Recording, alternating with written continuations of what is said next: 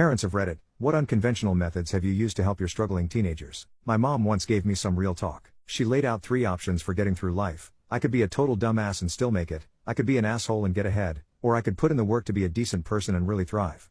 This hit home for me, especially since my depression had been dragging me down since forever. I was the outcast at school, with no real friends and struggling academically because of my lack of motivation. It was like that at home too, mostly because of how things were going at school. My mom tried punishing me, taking away electronics or grounding me, but nothing worked. Then one evening she asked what was wrong with me. She knew something was up and wanted to help us get through it together. When I told her that punishments only made things worse between us without actually solving anything, we changed our approach. Instead of punishing me every time something went wrong, we decided to have nightly conversations about whatever came up, school stuff or anything else bothering either of us.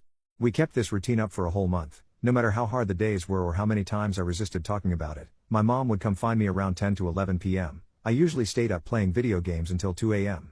She'd dim the lights so only one light shone on her face as she asked about my day and who I talked to at school before asking if there was anything else on my mind, family stuff or whatever else might have been going on in our lives, then wrap it all up by reminding me that tomorrow would bring new chances to sort out any issues before finally telling me to relax and think happy thoughts before bedtime. Looking back now it seems so simple, but back then having someone care enough about what's going on with you even when they don't know exactly what's wrong is huge. That routine ended years ago, but now depression doesn't hit as hard anymore when it does show its ugly face again. Instead of trying to fight alone like before, now I just call my mom up saying, "Hey mom, remember when?" and ask her advice on what to do next.